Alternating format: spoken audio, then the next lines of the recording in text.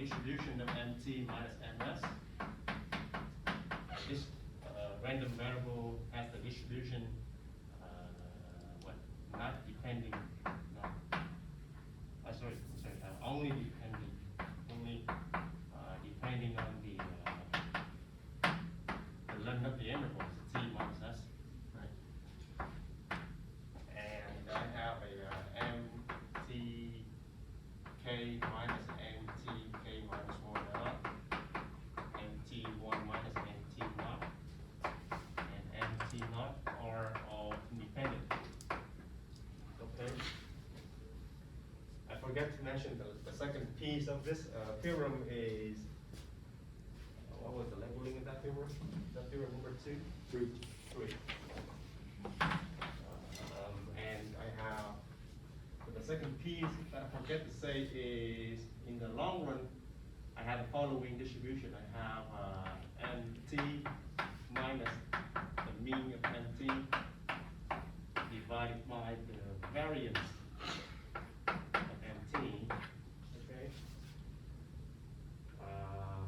Of course, here I'm assuming everything is finite. Of course, in the long run, as t goes to infinity, that will converge to the standard normal. All right, in distribution.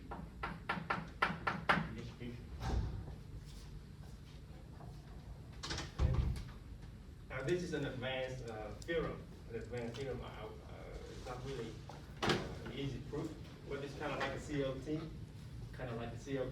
So if you remember the CLT, let me just to emphasize the difference here. So remember the CLT. Suppose if you have xi, right? Then you have this sum xi minus essentially sum xi over the variance, so under the root, of course. Sum xi, all right? That will convert to the standard normal, okay? In distribution, that was the content of the CLT, the central limit theorem. But in this classical CLT, this summation here, I have the index being a deterministic. Index over here, so k, sorry, this is I from 1 to n, right? As n going to infinity. Yeah, that's the classical CLT. So here, pretty much similarly, the only difference, as you can see, is the sum is random itself. The index of the sum is random. So certainly not easy proof to prove. Certainly not an easy proof. So just something good to know. Okay. So what does it mean to say conversion in distribution? What does it mean? What is the definition of convergence in distribution? The PDF converges to the PDF of the Not really the PDF. PM. The CDF, the distribution function, the cumulative distribution function.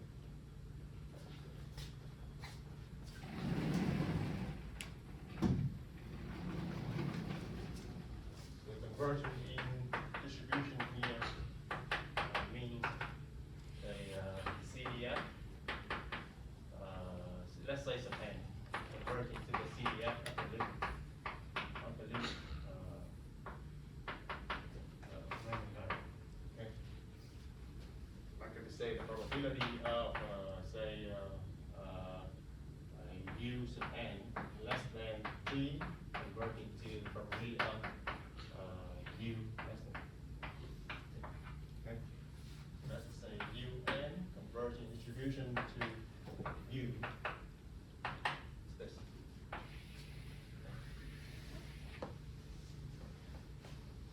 So that is the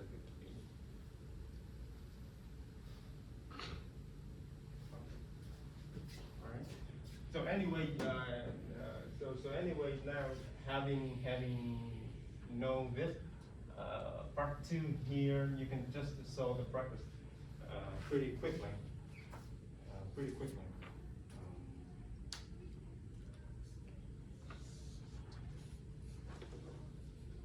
number one. Practice score number one should be on the CL there.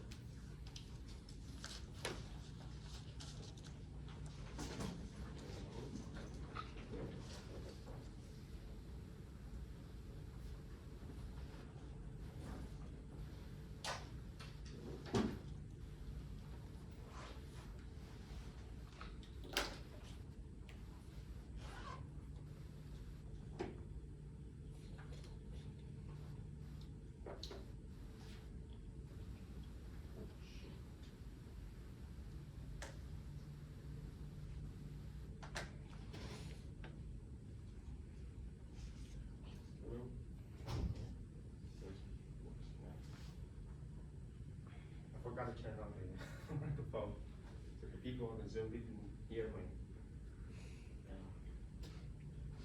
Anyway, so everyone has that. It should be there on brewing, but I have it here just in case. Need that?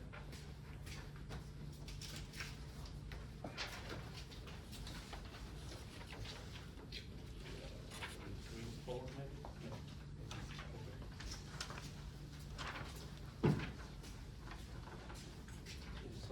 Just some little exercise, I would say. Shouldn't be too difficult. Okay, so now practice 4. Should be on the brewing week 7, I believe. Probably 1. Okay.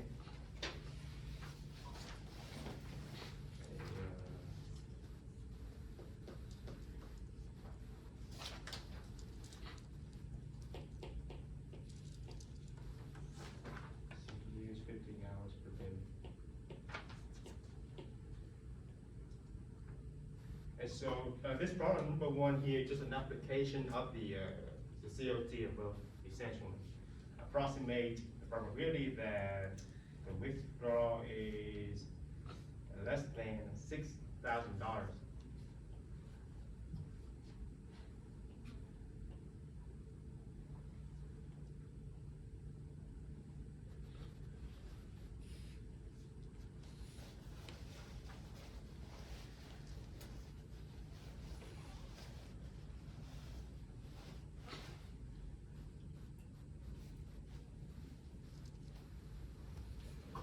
Shouldn't be anything difficult.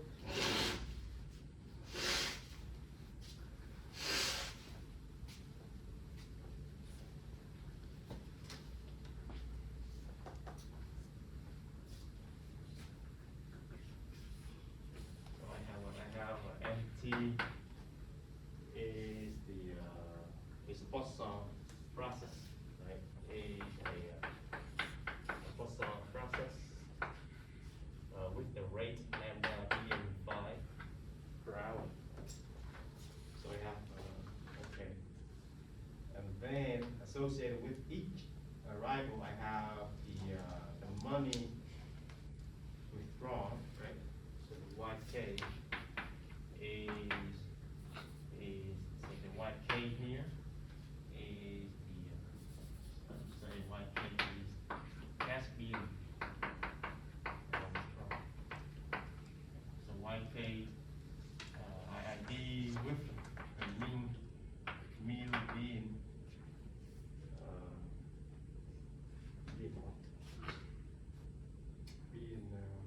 20 in the 20 and the variance of YK. So to say the sigma being just $300.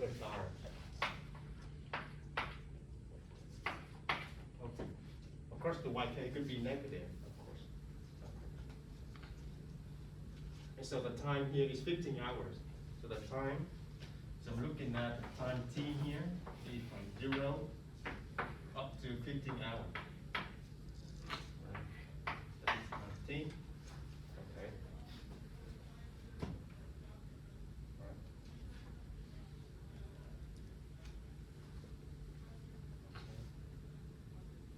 And now, essentially, what do I care? So the question is, essentially, they want to ask the probability that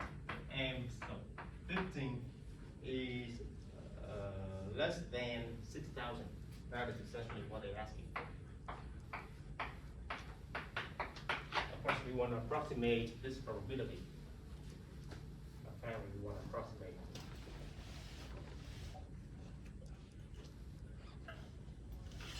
And so now, well, I guess you guys already kind of familiar with how you use the CLT. So using, so using what? Theorem 3, part 2, right? So the probability of M15 less than 6,000 is approximately, well, just have to convert to standard normal. So that will be M15 minus the mean of M15 divided by the root of the variance of M15 less than, of course we have 6,000 minus exactly the same thing here. So the mean of 15 over the variance of M15. Oh, sorry, I shouldn't say approximately. It should just be equal. Exactly.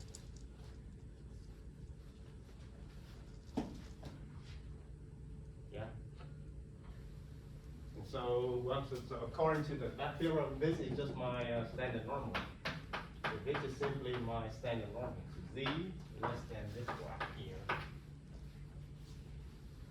And so the last thing to do is to compute exactly this ratio. But the mean and the variance of the total cast could just be computed using, I believe it was a theorem. Right? No. Yes? We just like 5 times 15 hours times 20. Yes, so here the mean is simply M15, right? It's simply the mean of the what? What is that? The mean M15? of the M15, right? Yes. If I remember, multiplied by the mean of the YK. Yes. Yeah? I believe that was the theorem previously. The labeling was theorem number 1, I believe. Theorem number 1, yes. So what is the mean of the Poisson 15 here? That would be 15 times the lambda. So times the rate, which is the lambda, is multiplied by the mean of the YK, which is 20. So this is this is theorem. Sorry, this is theorem 1. Theorem 1. So anyway, so you kind of know what to do. I hope. So maybe this is 15 times 5 times 20, some number. And similarly, the variance of the M15 is equal to, if I remember, that will be the mean of M15 multiplied by the variance of the YK plus the variance of the N15 multiplied by the mean of the YK and square. Again, that is just a theorem number 1 here. Theorem number 1. Yeah. So once you so now the last thing to do is just to plug in everything and get the right number.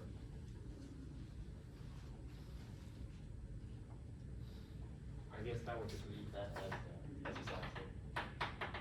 Just computation now. Work.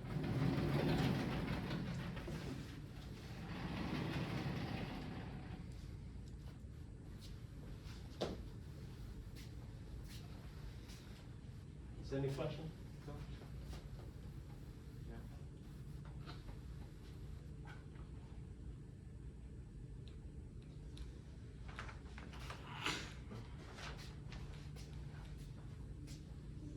All right, so now if everything is clear?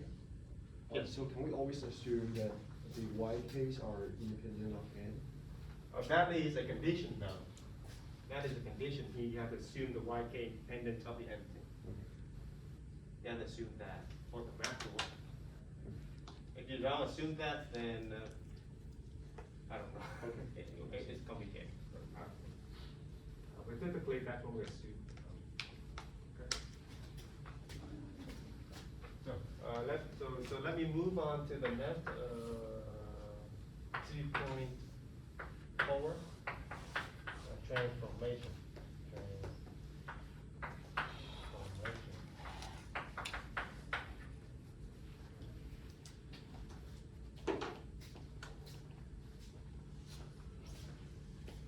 So let me see. Okay, the first part, 2.4.1. First part. So-called thing.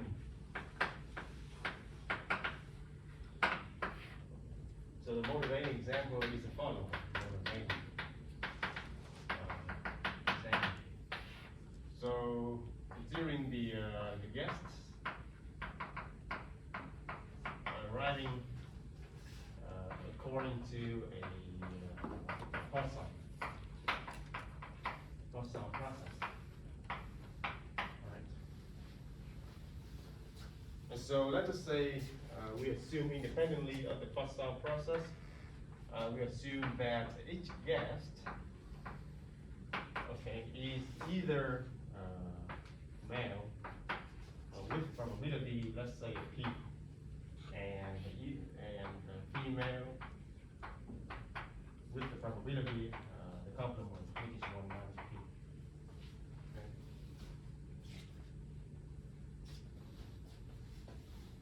Okay. Of course, the gender of the guest is assumed to be independent of the arrivals, of course. So now I'm gonna call, let's just say, allow me to call, say n sub, well, so the male, what you gonna call n sub m t to be the number of gentlemen before time 50. And I can call n sub f t to be the number of the ladies up to time t, up to time. Okay. Yeah. And so essentially, I have a big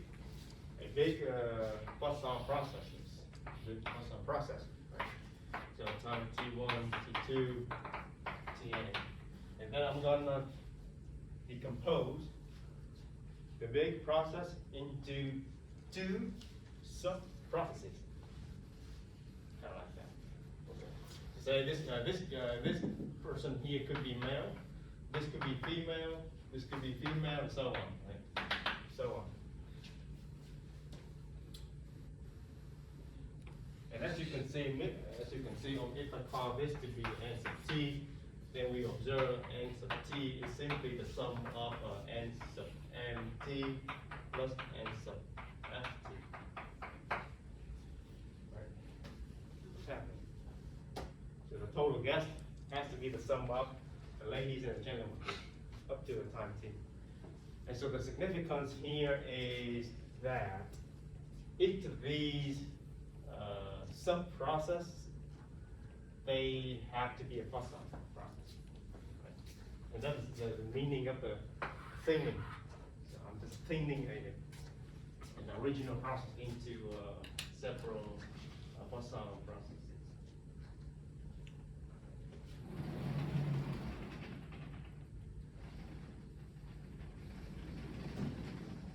Maybe I'll keep this.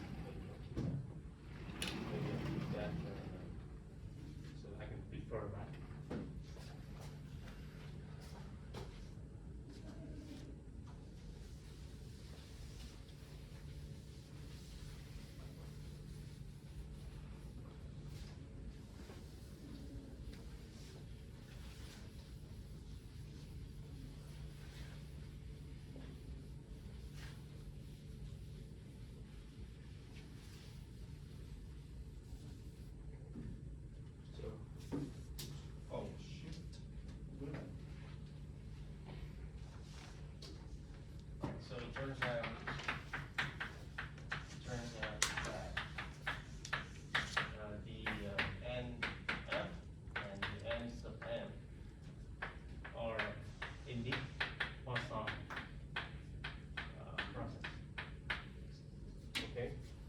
that is confirmed in the following theorem.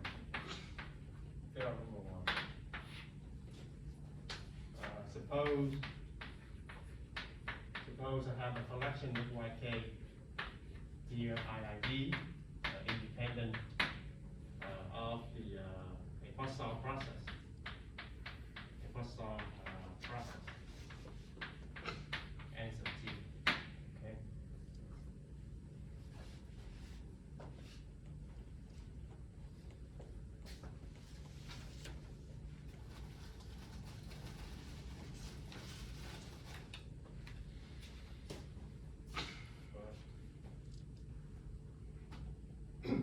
And then let me denote by n sub j. Sorry, maybe for the sake of completeness, before I denote that, let me suppose that also I have power and also yk here has, let's say the mass function given by probability of y is equal to a j is denoted by just a piece of j, right?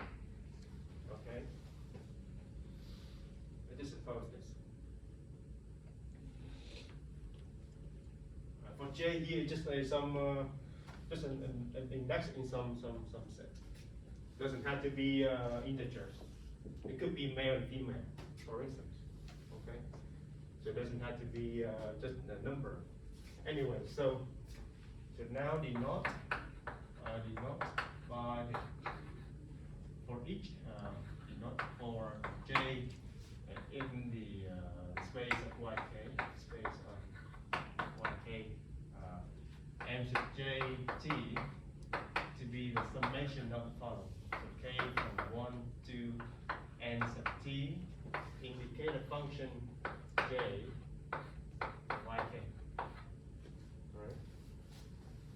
Here, recalling this is just an indicator function where 1j x is just equal to 1 if x is j and 0 other.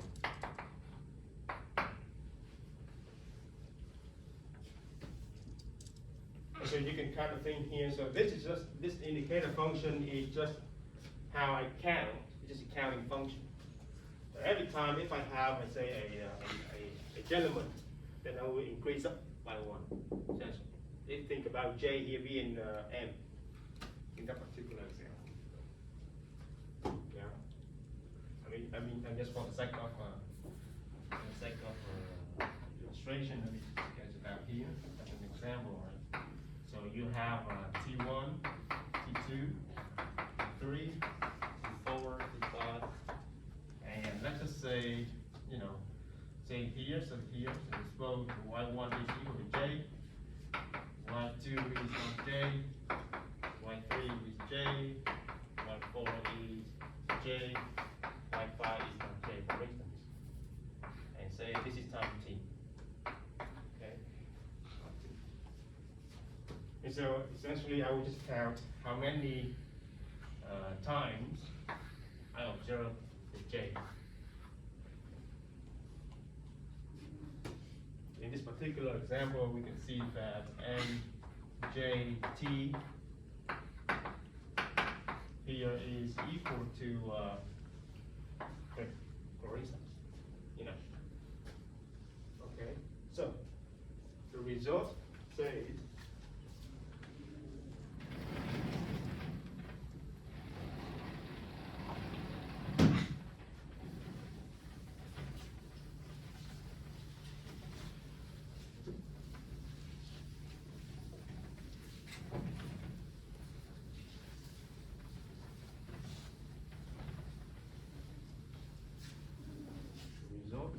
that, okay, then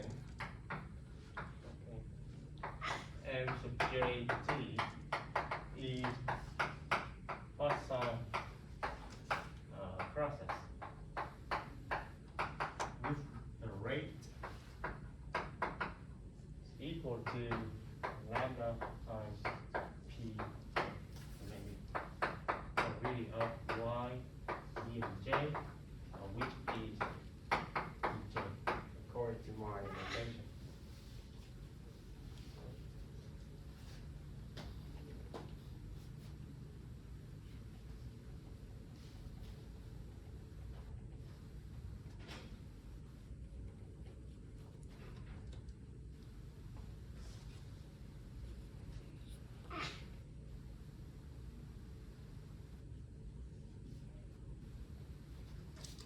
Okay, so maybe to save time, let me just skip these proof.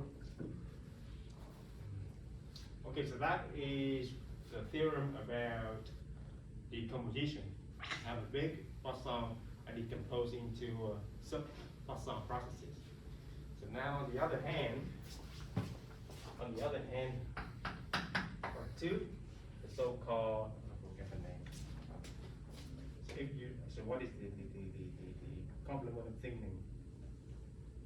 Okay, so here they call superposition. Okay, so, so that's what they call superposition. That is kind of like a combination. So theorem number two.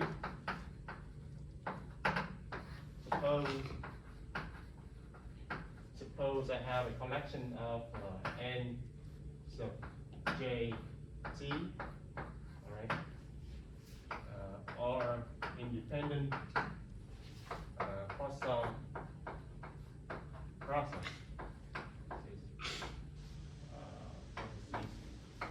With the rate lambda sub j. Okay.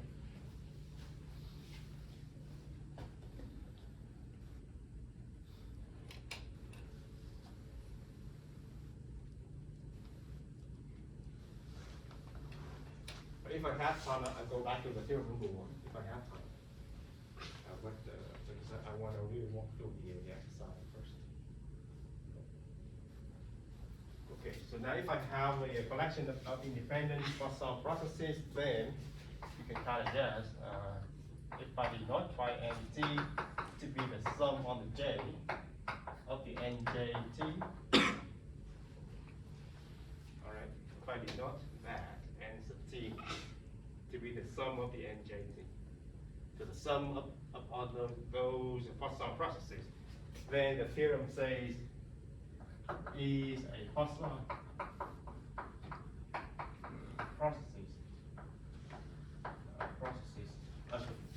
process with the rate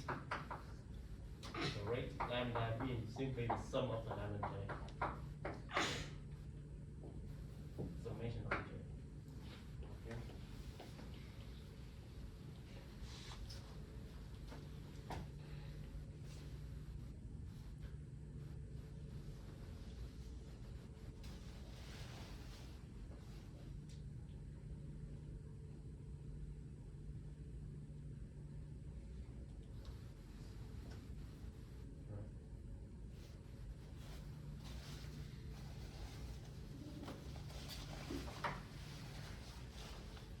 Any question about the segments? Any issue?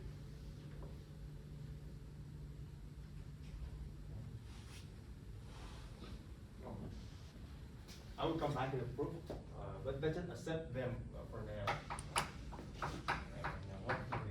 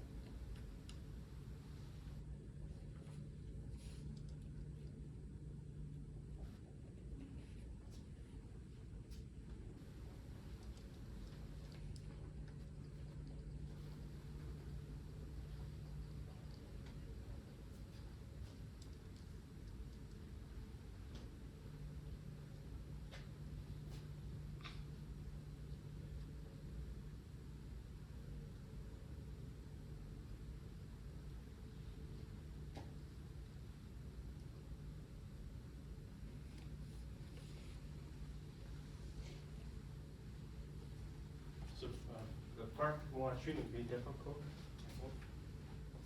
The total 9 messages up to time t, right?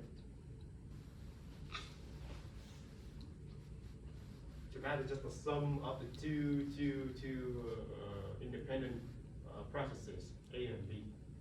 Okay. So, just let me formulate some notation. Let me fix some notation. So denote by NAT, the number of words from A, right? And B, number of words from transmitter B. And because they're independent, so if I denote by N, so NT to be NA plus NB is the number of words, right, up to 20, up to 20. Okay. And so the first part, essentially they're asking for the probability NT being 9. Which shouldn't be difficult, just straightforward. So because the rate of the NT is just the sum of the rate from A and B. So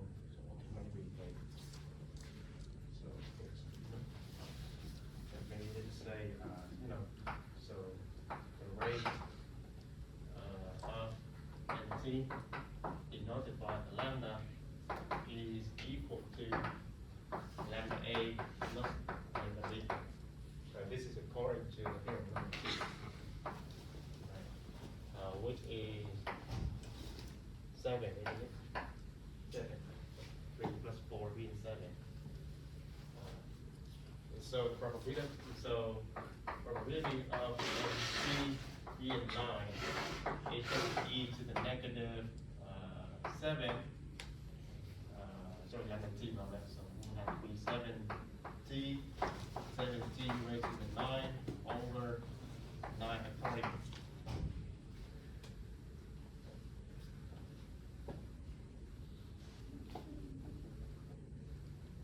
Because NT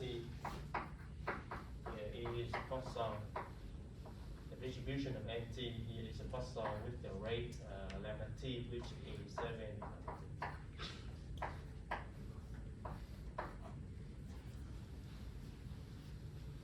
Yeah.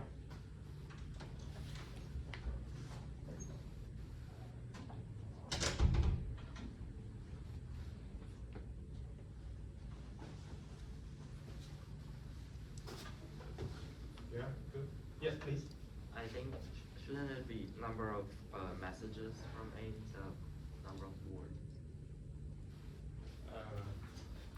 Sorry, so I guess did I misinterpret? So the total 9 up to 20. So I got to count from A and count from B. I mean, when you define NA of T and NB of T, so it's number of words from A. Yeah, it should be number of messages. Oh, messages, my bad. sorry. Sorry, my bad. It should be messages. Right. Yeah. Okay.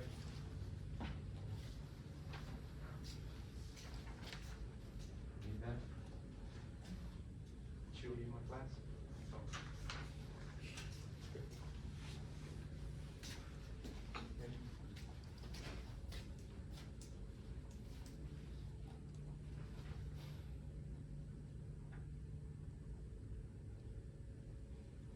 Good. Yeah. Okay. So that is just for part one. Pretty straightforward. Just straight from the sum. So now let NT. Oh, okay. So here they call the NT, but somehow I call it NT up there. I see. Didn't pay attention.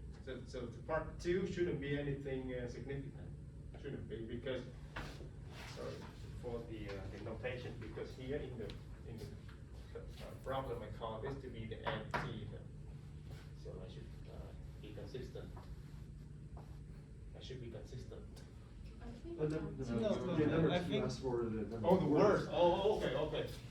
My bad, my bad. My bad. Okay, okay. Just to check on you guys. Okay, okay, so the NT now is the total of the words. Ah, okay, good, good. Anyone? Curious theorem? Be my guest? No?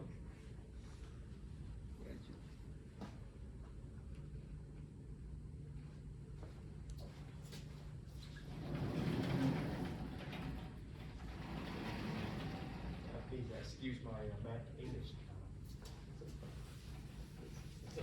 Let me.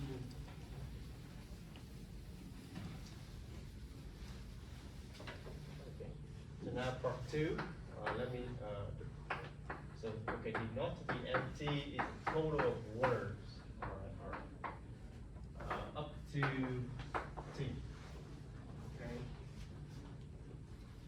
And so apparently here, what do we have from, from the information I have, the YK, right, so here, the YK are IID, with the PMF, and so what the message, right? So here the YK, so YK here, ID with the probability of Y being YK being what? So what did they say?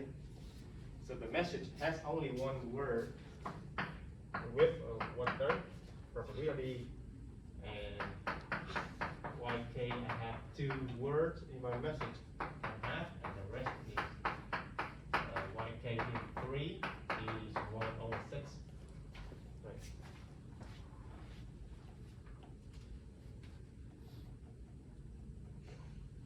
So you kind of know what to do next here.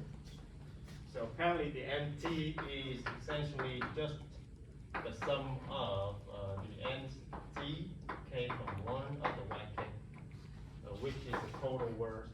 So the number of the words up to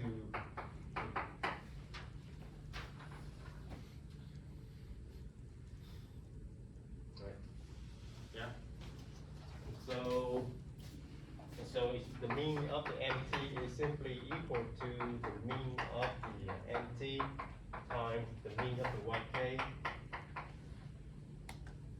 And that is what, so the mean of the NT is what's solved with that rate, so that will be 7T times the mean of the YK. Well, you do the math, I guess, but shouldn't be difficult. So, you know, the mean of the YK, well, that will be, so 1 times 1/3 plus 2 1/2 plus 3 1/6. Some number here, some number.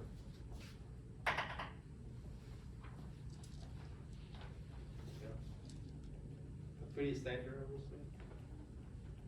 Pretty standard.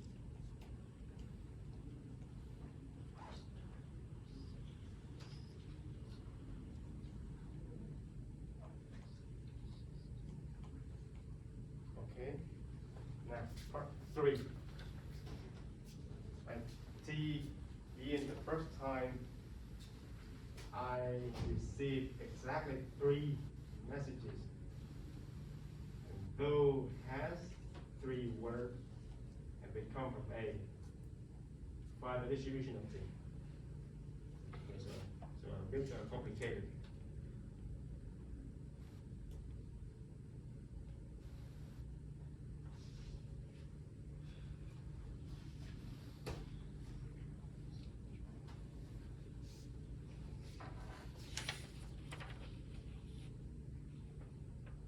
The first thing we need to determine is this T discrete or continuous?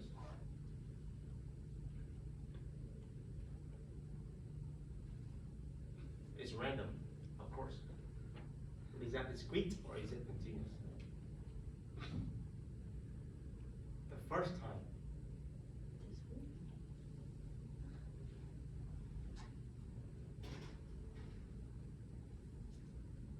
We say discrete.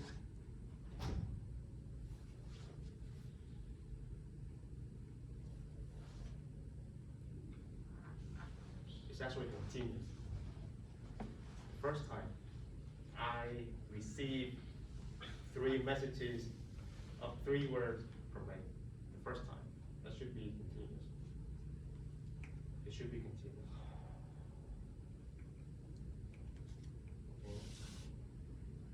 To think about, let me just, okay, so I'm already out of time, so let me just, let me keep this, let me keep that. All right, so, let me keep going to results. And- Oh, no, wait, this is, no, 3. That was wrong. 3%.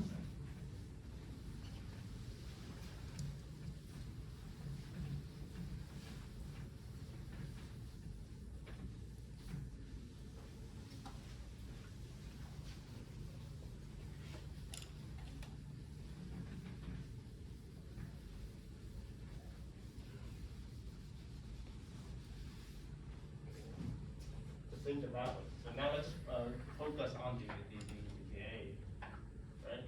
So, you know, the A will send messages, T1. So this is from A. Okay. So I have 2, 3,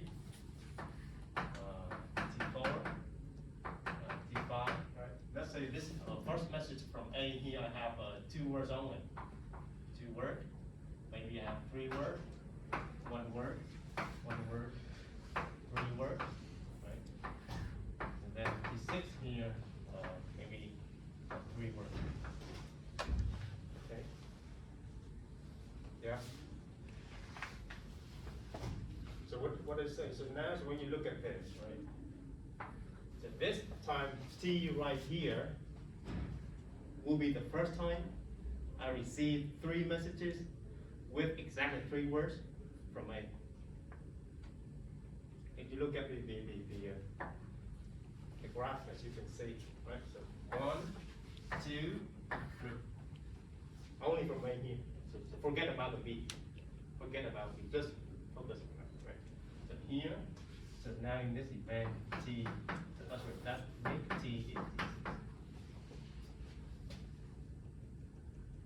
So apparently that should be continuous. It should be continuous. Right? It cannot be integer. Cannot be integer. You know, sometimes if you're confused, if it's discrete, then is that really integer? You know, like it has discrete point. But think about integer. But the answer, you know, it doesn't have to be integer. It could be any, you know, real number. So it should be continuous. All right. So now once you are clear with that, let's consider probability of T greater than a little t. Okay? I mean, what does it mean when I say looking for the distribution? That means a couple of ways. Either I have to look for the density, or I have to look for the CDF, right? So either way. So now, but here in this particular problem, let's just look at this. If you know this, then apparently the CDF is just a complement of this, right? So the CDF of T is simply just 1 minus this probability, which is the probability of T less than. But why I don't do this? I prefer this because it turns out that doing this is nicer. Okay. So the T is above little t. And so now you have to convert back to this. So how is it possible this time T is greater than T? That means up to this time T, so this is what? Okay, so maybe in terms of word, right? So let's just get that. For instance, suppose T is right here. All right. So up to time this event occurs, if and only if, up to this time T, I have only at most 2 messages with exactly 3 words. So this is the same thing as up to T, at most 2 messages, okay? With 3 words each. Okay?